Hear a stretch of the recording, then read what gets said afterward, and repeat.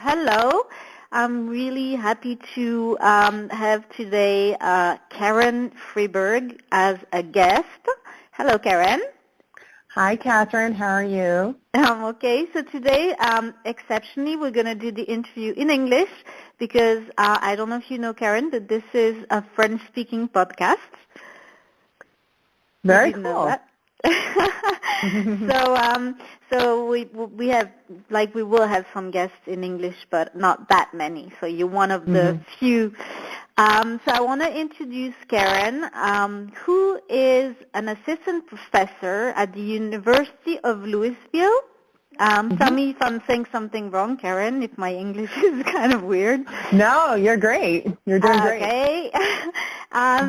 You are an online instructor for integrated marketing communication programs at West Virginia University, and you got a PhD at the University of Tennessee in Knoxville in 2011. And I love this. You say that you consider yourself Dr.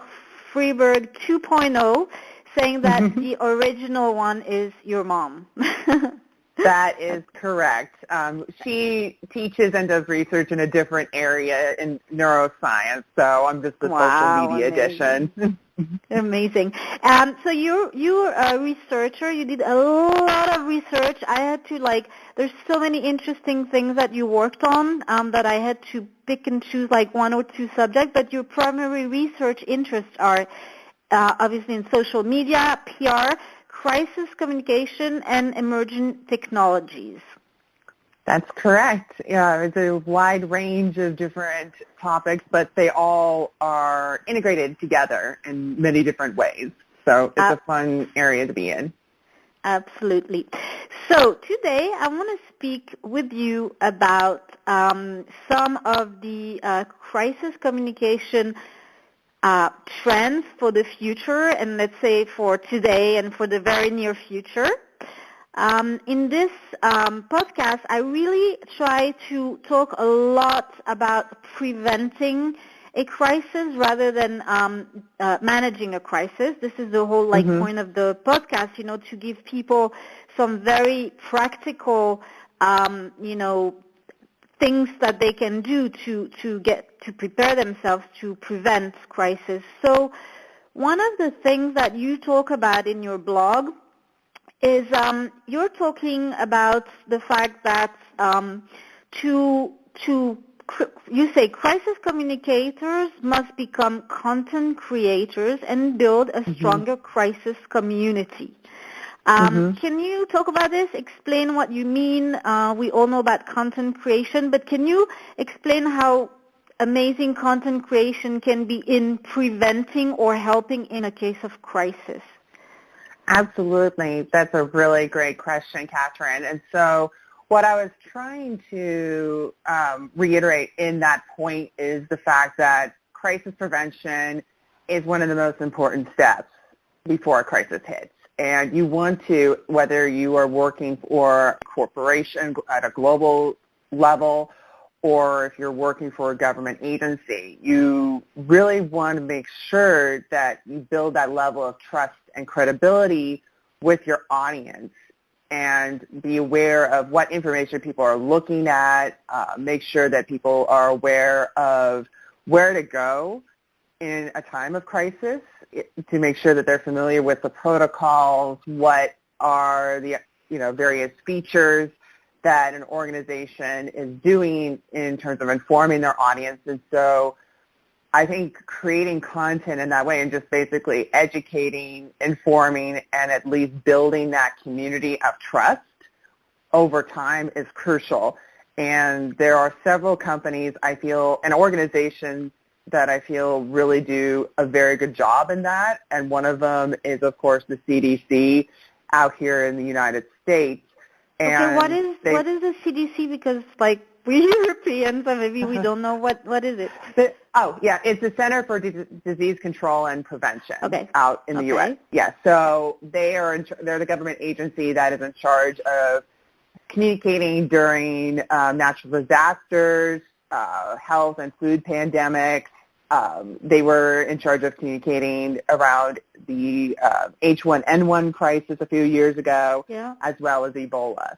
But they use social media in a way that is constant flowing, where you can go on their Twitter feed or you can go even on their site. They have a social media section, and they have a social media and crisis communication guide, how to write content that's disseminated out in a time of crisis. And so they have a lot of content housed in a centralized location where people can easily access it at any given point in time on their desktop, on their phone, iPads, or tablets, and they're constantly updating and creating content in different forms. Okay. And one of the things I think in crisis communication prevention, one of the things that I try to talk about with my colleagues is the fact that, yes, we can have templates, we can have written content, but we also need to have templates for visual and video content as well, because we are seeing more. That's my next question. So you're going too fast here. It's a really good point, but I want to wait and just stay for a second in this content creation, because first of all, we're going to put a link to the CDC site so people can go and have a look how they, and on their social media platforms so they can see that.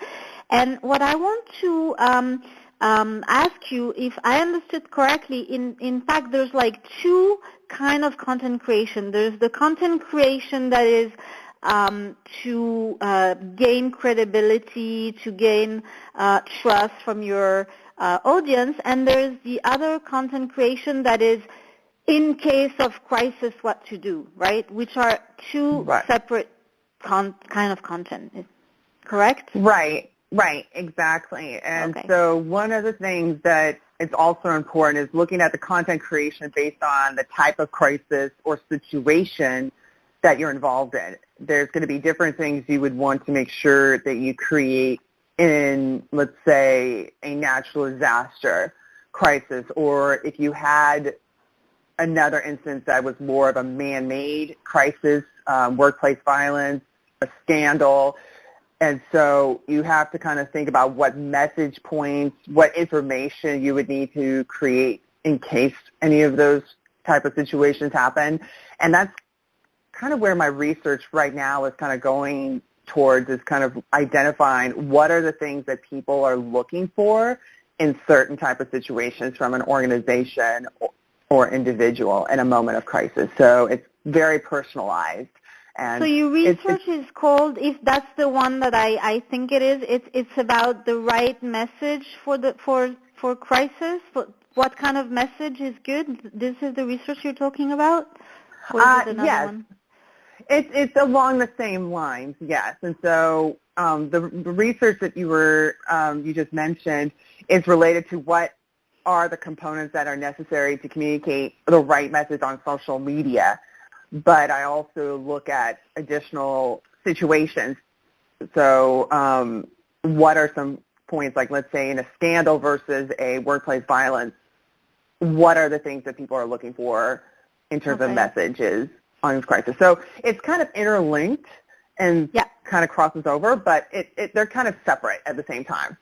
Okay, so now I want to ask you about another thing that you're saying is listen rather than broadcast. And so basically now everyone is talking about like how, social media monitoring is, crucial for preventing crisis. Can you tell us a bit about that? Right. Yes, that is a growing area of focus across the board. We've seen a lot of different companies and really global brands come into play related to social listening and monitoring.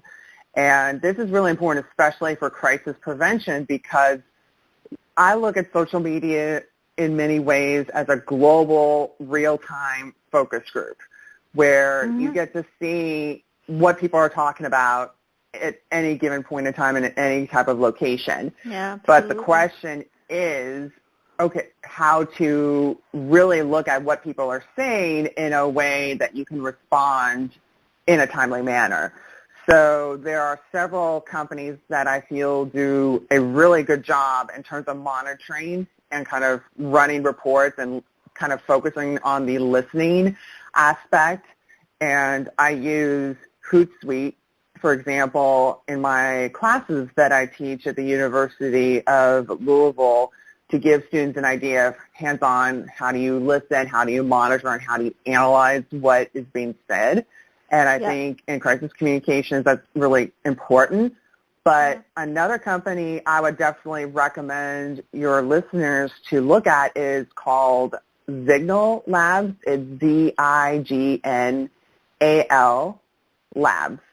And okay, so we're going to put a link on the page also.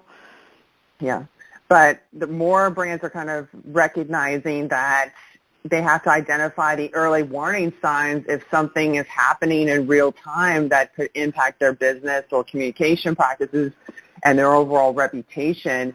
If they're able to get the tools to kind of identify those, they'll be able to resolve them before they kind of transform into a bigger crisis.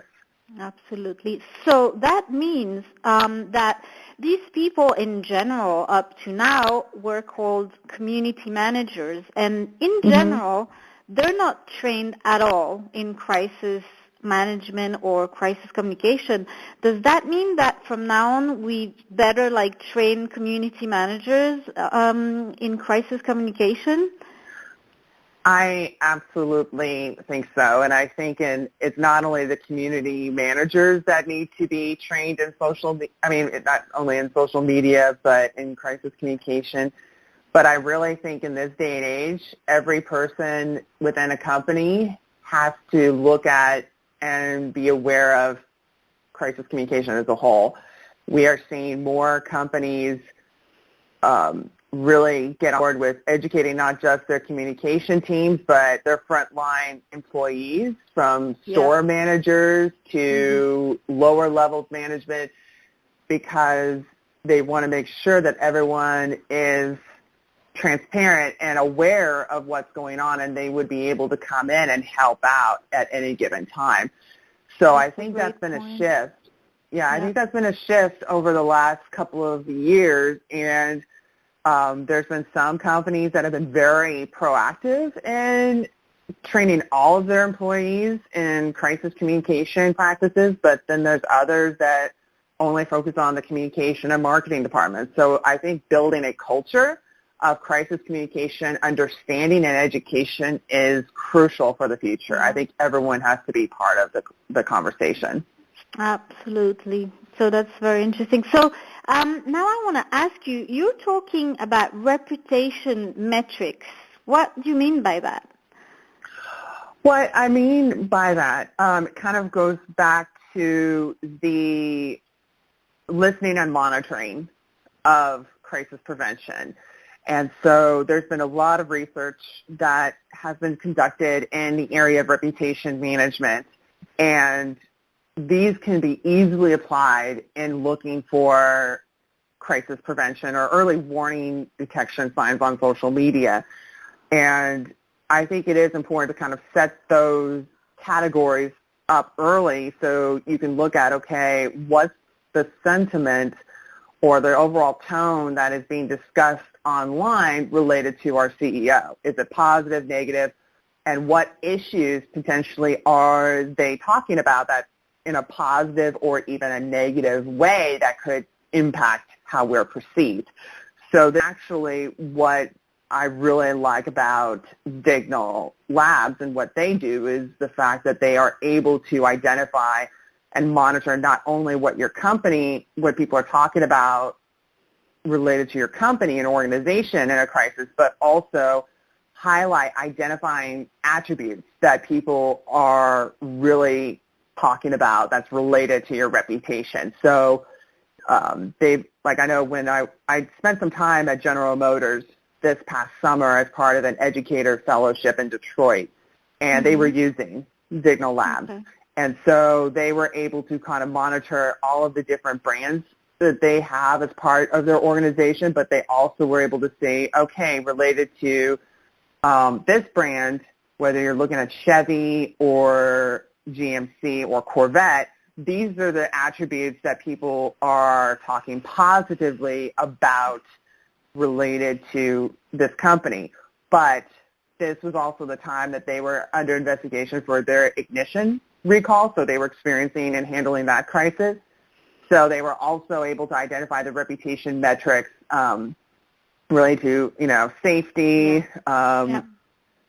constant communication. I mean, so they were able to kind of look at key issues that people were talking about that were impacting how they were perceiving the brand online. And so they had some strong reputation metrics already set in place and monitoring. So from a crisis communication angle, that allows you, like if you're able to look at the reputation metrics, that'll be able to help you, one, craft messages to those intended audiences and addressing those concerns, but two, also bring that forward to senior management and say, okay, these are the things that people are concerned about. If we do not address these in a timely manner, we could experience even more uncertainty and crisis. Okay.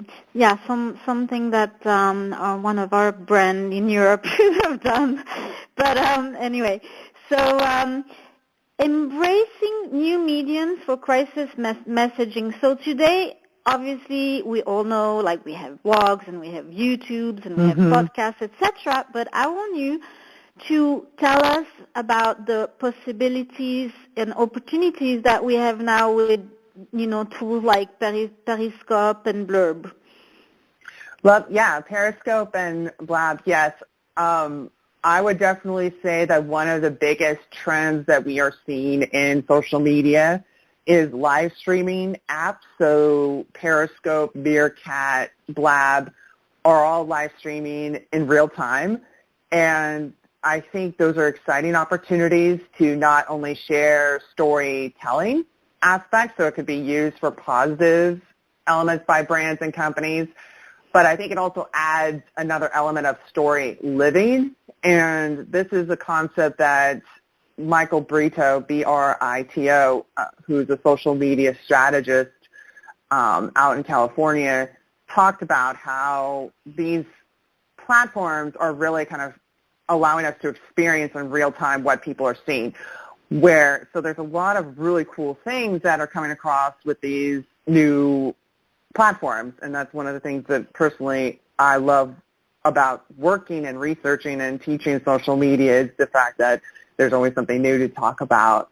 But on the flip side, I'm always kind of putting my crisis hat on and asking myself, okay, with this new platform, what could go wrong, or what are the risks? Exactly. And so one of the biggest issues related to live streaming that we've seen in the United States is how, like, the ownership of event coverage and the media rights of certain events, whether you're looking at sporting events, which we have a lot of happening right now in the United States, or concerts or events that are basically exclusive to individual media outlets, and how people are basically using their phone to record these performances even though they don't have the ownership of the media rights. So that's a big kind of media crisis that we're seeing here. But also, these platforms raise the issue of privacy. Are people taking into consideration adding policies within their own organizations on if employees can live stream a manufacturing plant or going through security through different organizations? Is this being addressed internally as well as externally? And I think that we're still, I mean, you are seeing some organizations applying some of these adaptive policies into their crisis communication plan to kind of anticipate if anything comes about with these platforms. But still, in most cases, when a new platform comes around, there's always something that kind of sparks a crisis that basically shifts the behavior and the policy, related to that new platform. Absolutely. I'm really curious because I don't think it has been done before. I mean, it probably has, but not that I'm aware of. But like, I could imagine that a brand that has a crisis could actually, use Periscope to report what's happening. Again, with a very good, hopefully they would have done a really amazing preparation of gaining credibility before that in order for the public to follow like their channel, obviously, that is, right. That they might think it's not neutral. But do you think that if, a brand made a really good job beforehand to build credibility with content, etc., and a crisis happened, can you see that happening, a brand using Periscope as a live coverage of their own crisis, showing what they're doing I absolutely, yes, believe that they would be using that. We've seen this happen already at press conferences. Okay. Some of these organizations and media outlets have been using Periscope to live stream their press conference after a crisis, but they also have been using it to report, and basically say, here's what we know now, here's kind of our updates on what's happening. And so that's been some of the initial things that I've seen so far in using Periscope in a crisis. But in terms of a brand using it to kind of say, here's what we're doing to make sure that this doesn't happen again. I think they've been doing that not as much because, of course, they're looking at the issue of privacy and how much they want to disclose and also, with to protect their employees and protect, protect themselves legally. They want to make sure that they are transparent, but they also want to make sure that they are following the legal implications and rules as well. Okay, well, this is really, really exciting and interesting. I'm really curious and see where this is all going to go. Thank you so much, Karen. It was really nice to have you, and I will put all your details under the podcast on the page, your Twitter handle, your site, where they can get in touch with you, etc. And if you do come to Europe, you are more than welcome to come to Switzerland and visit us. That would be wonderful. I'd love to do that. Okay. Thank you so much. Thank you, Catherine. This was a pleasure to talk to you about this topic.